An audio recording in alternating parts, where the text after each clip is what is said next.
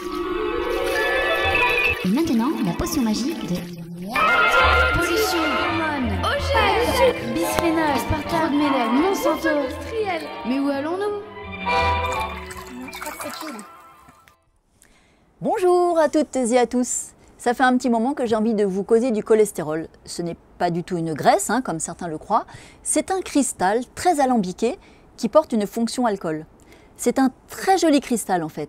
Alors je vais vous raconter des trucs à son sujet pour arrêter d'en avoir peur et au contraire, vous allez commencer à l'aimer votre cholestérol, ce cristal qui vous sauve la life. Parlons un petit peu de sa résistance mécanique. Je vous ai déjà expliqué que nos membranes cellulaires étaient des assemblages de molécules lipidiques bien jointives qui forment un double feuillet. C'est ce double feuillet, cette double enveloppe, qui assure la séparation entre le milieu intérieur et le milieu extérieur.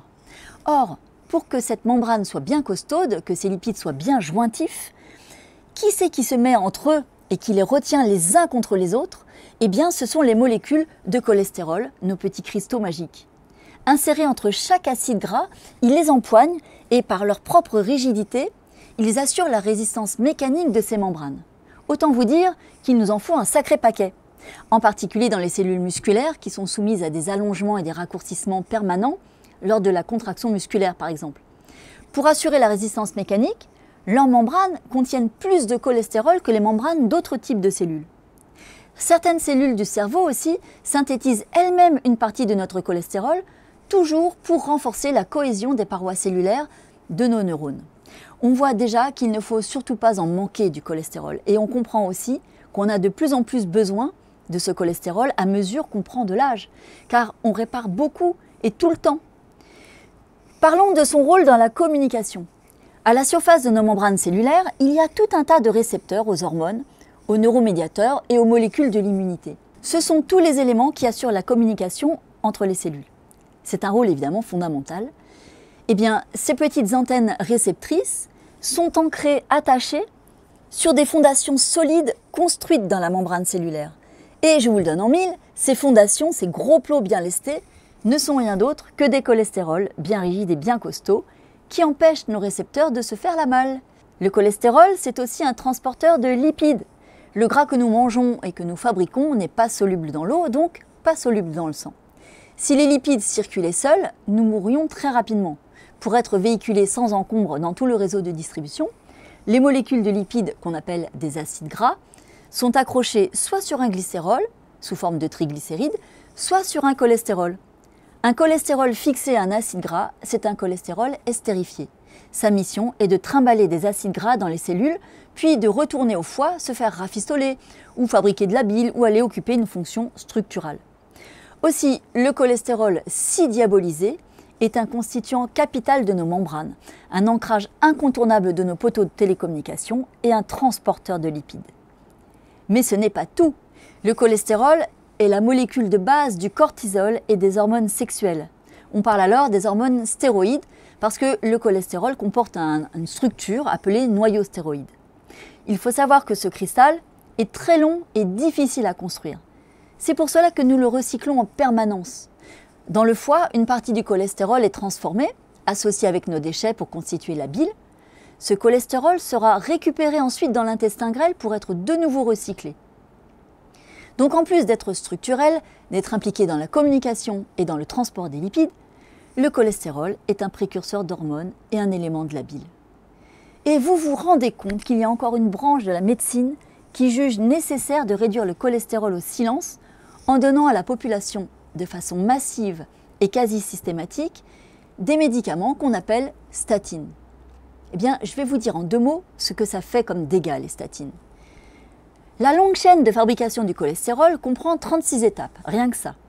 À un moment donné, avant de finir en cholestérol, cette chaîne bifurque pour fabriquer du mévalonate qui donnera ensuite des composés qu'on appelle des isoprénoïdes.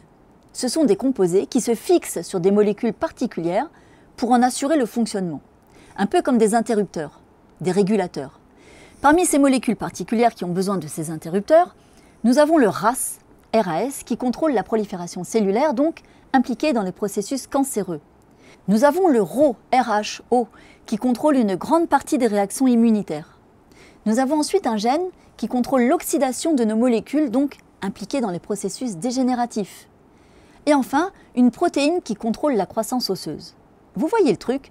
Cette chaîne du cholestérol produit aussi des boutons de commande qui contrôlent la prolifération cellulaire, l'immunité, l'oxydation des tissus et la croissance osseuse. Eh bien, le rôle des statines, c'est d'interférer avec la voie de production du cholestérol, et donc aussi du mévalonate. Et en empêchant la synthèse du cholestérol, elles empêchent aussi la fabrication de ces boutons de contrôle très importants pour la régulation de l'organisme. Alors, si vous prenez des statines, pas de panique, lisez méticuleusement la liste d'effets secondaires, douleurs osseuses, musculaires, hyperglycémie, perte de mémoire, perte de libido, fatigue et j'en passe. Des signes qui passent à l'as du fait de votre âge. Docteur, j'ai plus de libido, j'ai mal aux os, je perds la mémoire, ma glycémie augmente. Ben oui mon vieux, n'oubliez pas que vous n'avez plus 20 ans. Les effets des statines ne sont pour ainsi dire jamais signalés. Pourtant, quand on les arrête, en quelques semaines, tout revient dans l'ordre pour la majorité des gens. Si vous êtes dans ce cas, je vous invite à aller voir votre médecin pour avoir une discussion éclairée à ce sujet, quitte à changer de praticien pour un autre qui aura compris le rôle protecteur du cholestérol. Il y en a plein des médecins qui ont compris ça. Car oui, ce cristal nous protège. En naturo, nous avons l'habitude de dire que s'il est présent dans les plaques d'athérome, c'est parce qu'il vient faire un genre de pansement sur la partie ulcérée d'un vaisseau sanguin soumis à trop d'acide. C'est un élément secondaire, voire tertiaire dans la constitution de ces plaques. Ça n'en est pas la cause. Baisser le taux de cholestérol ne résoudra pas le problème majeur de cette inflammation tissulaire chronique et vous privera d'un cristal fondamental et de boutons de contrôle très fins pour bien d'autres processus. Puisqu'on parle de ça, je vais vous expliquer tout le bins des HDL et LDL. Alors, on a compris que le cholestérol va dans le sang à partir du foie et du cerveau, qui le synthétise ou le recycle. Il est alors distribué partout là où il est utilisé. La forme cristal va jouer ses rôles structurels, précurseurs, etc. La forme estérifiée trimballe son petit acide gras vers les cellules qui en ont besoin, à bord d'un véhicule appelé LDL, le seul véhicule capable de transporter ce type de cargaison. Quand l'acide gras est débarqué dans la cellule qu'il avait commandée, le cholestérol retourne au foie sur un autre véhicule nommé HDL. Le HDL est le seul véhicule capable de ramener le cholestérol tout nu dans le foie pour être à nouveau transformé en sel biliaire ou être fixé sur un lipide, puis sur une LDL pour être réacheminé au tissu, et ainsi de suite. Comment imaginer qu'une molécule si difficile à construire, si omniprésente partout dans un organisme vivant, puisse être considérée comme un poison, comme un ennemi? En biochimie, rien n'indique une quelconque toxicité, contrairement aux rumeurs. La diabolisation du cholestérol repose en fait sur un dogme infondé. En 1950, on a vu du cholestérol présent dans la constitution des plaques d'athérome qui bouchaient les artères. Donc on a dit, c'est la faute au cholestérol.